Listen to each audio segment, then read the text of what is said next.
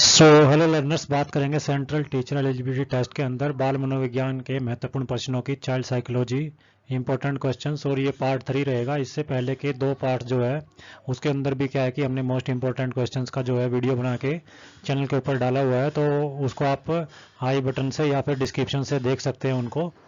तो चलिए इसको स्टार्ट करते हैं। मोस्ट इंपॉर्टेंट क्वेश्चन, इसमें हम 15 क्वेश्चन लेंगे। तो देखते हैं कौन से क्वेश्चन जो है मोस्ट इंपॉर्टेंट है, जो बार बार एग्जाम के अंदर आते हैं। तो स्टार्ट करते हैं हम बाल मनोविज्ञान के महत्वपूर्ण पर्सन चाइल्ड साइकोलॉजी के इम्पोर्टेंट जो है क्वेश्चन। तो सबसे पहला जो क्वेश्चन वो सीटेट के एग्ज़ाम के अंदर जो आपका फर्स्ट पेपर है या सेकंड पेपर है, सभी में क्या है देखने को मिलता है, दोनों के अंदर। तो फर्स्ट पर्सन है क्रियात्मक अनुसंधान जो है उसका उद्देश्य क्या है। तो क्रियात्मक अनुसंधान का उद्देश्य विद्यालय तथा कक्षा की शैक्षिक कार्य प्रणाली में सुधार लाना होता है। उसके बाद हम बात करते हैं सेकंड क्वेश्चन की। तो सेकंड क्वेश्चन इसके अंदर है कोलबर्ग का जो विकास सिद्धांत है वो किससे संबंधित है। तो कोलबर्ग से के जितने भी सिद्धांत हैं तो उनसे भी क्या है कि काफ़ी सारे क्वेश्चन जो आपको एग्जाम में देखने को मिलते हैं, चाहे वो टीचिंग का कोई भी एग्जाम हो। तो कोलबर्ग का विकास का जो सिद्धांत है वो किससे संबंधित है, नैतिक विकास से वो संबंधित है। उसके बाद जिन इच्छाओं की पूर्ति नहीं होती उनका भंडारण जो ग्रह है वो कौन सा है, तो वो है ईदम। तो हमने क्या है कि सिगमंड फ्राइड को पढ़ा है, उसमें ईदम को देखा है। आईडी जो होती है तो उसमें ईदम क्या है कि जिन इच्छाओं की पूर्ति नहीं होती है उनका भंडारण क्या है, ईदम होता है। उसके बाद नेक्स्ट अगर हम बात करते हैं तो किस अवस्था को गोल्डन एज के नाम से जाना जाता है। और ये क्वेश्चन तो बार बार आपको रिपीटिशन मिलेगा, चाहे केवीएस एग्जाम हो, एनवीएस एग्जाम हो या फिर किसी भी स्टेट के अंदर जो आपका टीचिंग एग्जाम हो। तो इस क्वेश्चन को आप मोस्टली क्या है कि उन एग्जाम के अंदर क्या है देखेंगे। तो इसमें क्या है कि किस अवस्था को गोल्डन एज माना जाता है, इसको आप बिल्कुल ध्यान कर लेंगे, वो है आपका किशोर अवस्था। तो एडल्ट जो एज होती है उसको क्या है कि गोल्डन एज का नाम दिया गया है। और इसमें ये एक और क्वेश्चन इससे बन जाता है कि किशोर अवस्था जो होती है उसको तूफान की जो अवस्था है वो किसने कहा है। तो इसके अंदर जो आंसर आएगा वो आएगा स्टेनले हॉल ने। उसके बाद नेक्स्ट क्वेश्चन है बच्चों की पढ़ाई आरंभ करने की जो आदर्श आयु है वो क्या है। तो बच्चों की पढ़ाई शुरू करने की जो आदर्श आयु है वो है 6 वर्ष। नेक्स्ट क्वेश्चन की अगर हम बात करें तो 6 से 14 वर्ष के बालक बालिकाओं में शिक्षा का अधिकार संविधान के किस संशोधन में जोड़ा गया है। तो उसका जो आंसर आएगा वो आएगा 86वें संशोधन के अंदर। तो ये जो है जो आपका प्राइमरी लेवल होता है सीटेट का, उसके अंदर आपको ये क्वेश्चन बार बार रिपीटिशन में क्या है मिलेगा। या फिर इससे ऊपर वाला क्वेश्चन भी बच्चों की पढ़ाई आरंभ करने की आदर्श आयु 6 वर्ष है और 6 वर्ष से 14 वर्ष की बालिकाओं का शिक्षा का अधिकार संविधान के किस संशोधन में जोड़ा गया है। तो वो 86वें संविधान संशोधन के अंदर आएगा। उसके बाद जो 85 IQ बुद्धि लब्धि वाले बालक की श्रेणी कौन सी होती है। तो 85 जो होती है वो कम बुद्धि वाले होते हैं, तो उसको हम मंद बुद्धि के अंदर काउंट करते हैं। तो मंद बुद्धि किसके अंदर आएगी, जो 85 तक जो बुद्धि लब्धि होती है, IQ होता है, इंटेलिजेंट क्वोशंट होता है। तो इस तरीके श्रेणी के जो बालक होते हैं वो होते हैं मंद बुद्धि।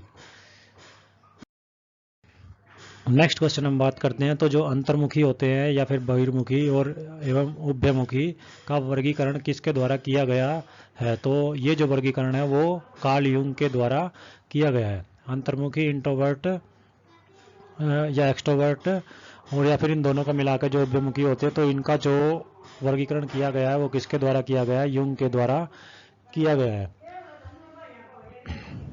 नेक्स्ट क्वेश्चन बात करते हैं विकृत लिखावट से संबंधित लिखने की योग्यता में कमी किसका एक लक्षण है। तो वो आएगा डिस्ग्राफिया। तो डिस्ग्राफिया या डिसलेक्सिया या फिर इसी तरीके की जो बीमारियां होती हैं उनका एक क्वेश्चन आपको एग्जाम में देखने को जरूर मिलता है। तो इनको आप बार बार रिवाइज करें, याद करें। तो विकृत या लिखावट से संबंधित जो लिखने की जो योग्यता की कमी का कारण है या उसका एक लक्षण है वो है डिस्ग्राफिया। तो डिस्ग्राफिया उस बीमारी का नाम होता है जो लिखावट विकृत करने की क्या करती है, संबंधित होती है। उसके बाद नेक्स्ट क्वेश्चन है बुद्धि है। तो बुद्धि क्या है, सामर्थ्य का एक समुच्चय। और ये क्वेश्चन भी आपको बार बार रिपीट मिलेगा काफ़ी सारे एग्जाम के अंदर। नेक्स्ट क्वेश्चन है हमारा वाइगोस्की के अनुसार बच्चे सीखते हैं। तो वाइगोस्की की जो थ्योरीज है, जो सिद्धांत है, उनके अनुसार अगर बच्चे सीखते हैं तो बच्चों के ये वाइगोस्की के जितने भी सिद्धांत हैं उनको आप जरूर रिवाइज करें, याद करें। तो वाइगोस्की के अनुसार क्या है कि बच्चे जो सीखते हैं वो वयस्कों और समवयस्कों के साथ परस्पर क्रिया से वो सीखते हैं। तो इस तरीके से इंटर रिलेशन के तरीके से क्या है कि वयस्कों और समवयस्कों के साथ परस्पर क्रिया के अकॉर्डिंग क्या है बच्चे सीखते हैं, ये वाइगोस्की ने कहा है।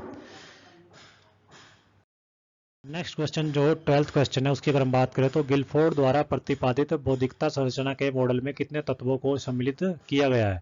तो इसके अंदर क्या है कि 180 तत्व जो है उनको सम्मिलित किया गया है। तो गिलफोर्ड का जो भी सिद्धांत है उसको आप पढ़े, वाइगोस्की को पढ़े, यूंग को पढ़े और इस तरीके से स्किनर वगैरह जो है उनको सभी को आप अच्छे तरीके से याद करें क्योंकि इनसे क्वेश्चन बार बार रिपीट होते हैं। तो इसमें गिलफोर्ड का नाम आया, गिलफोर्ड द्वारा जो प्रतिपादित बौद्धिकता संरचना के मॉडल है उस कितने तत्वों को उसमें शामिल किया गया है, तो 180 तत्व उसके अंदर आएंगे। नेक्स्ट क्वेश्चन है अल्बर्ट बंडूरा किससे संबंधित है, तो वो है शाब्दिक अधिगम से। तो शाब्दिक अधिगम से क्या है कि अल्बर्ट बंडूरा संबंधित है। नेक्स्ट क्वेश्चन है बुद्धि लब्धि मापन के जन्मदाता कौन है। तो बुद्धि लब्धि के जो इंटेलिजेंट क्वोशंट है उसका मापन के जो जन्मदाता है वो है टर्मन। तो इंटेलिजेंट क्वोशंट के बारे में सबसे पहले जो बात की है वो किसने की है, टर्मन ने की है। तो आईक्यू से संबंधित बुद्धि लब्धि से जो मापन है उसका कोई क्वेश्चन आ सकता है या फिर वो उसके जन्मदाता कौन है, जैसे अभी बात की हमने टर्मन, तो ये भी क्वेश्चन आपसे पूछा जा सकता है। नेक्स्ट क्वेश्चन जो लास्ट क्वेश्चन है आज के लिए थर्ड पार्ट का, और इससे पहले के 2 पार्ट भी मैंने आपको बता दिया कि उनके लिए लिंक आपको ऊपर आई बटन में या फिर डिस्क्रिप्शन के अंदर उनका जो है लिंक दे दिया जाएगा, या आप डायरेक्टली भी क्या है कि चैनल पर जाकर वो दोनों वीडियो देख सकते हैं। उनके अंदर भी 15 क्वेश्चंस जो है इंपॉर्टेंट क्वेश्चंस की बात की गई है जो बार बार एग्जाम के अंदर रिपीट होते हैं। तो पर्सन जो अपना 15 है, क्वेश्चन 15 है वो है एनसीटीई का जो पूर्ण रूप है वो क्या है। तो एनसीटीई क्या होती है, national council of teacher education. तो national council of teacher education क्या है, एनसीटीई की फुल फॉर्म है। तो ये 15 क्वेश्चंस क्या है कि इनमें से बहुत ज़्यादा बार आपको किसी भी टीचर एग्जाम के अंदर क्या है कि इनमें से कोई ना कोई क्वेश्चन आपको बार बार रिपीट होता हुआ मिलेगा। तो इनको आप ध्यान से पढ़ें, समझें, और इनसे संबंधित भी जो जैसे थ्योरीज है, गिलफोर्ड है, अल्बर्ट बंडूरा है, या फिर हमने कार्ल यूंग की बात की, तो ये जो, या वाइगोस्की की बात की, तो ये जो साइकोलॉजिस्ट हैं इनके बारे में भी आप डिटेल से पढ़ें, इनकी थ्योरीज कौन सी है और किस तरीके से इन्होंने थ्योरीज के अंदर बात की है, तो उनको भी आप डिटेल से पढ़ें ताकि आप एग्ज़ाम को अच्छे तरीके से क्लियर कर सके और अपने क्वेश्चंस को अच्छे तरीके से सॉल्व कर सके। सो वीडियो को ज़्यादा से ज़्यादा लाइक कीजिए एंड शेयर कीजिए। साथ में चाइल्ड साइकोलॉजी एंड पैडागोजी के लिए चैनल को सब्सक्राइब करना न भूले। Thank you.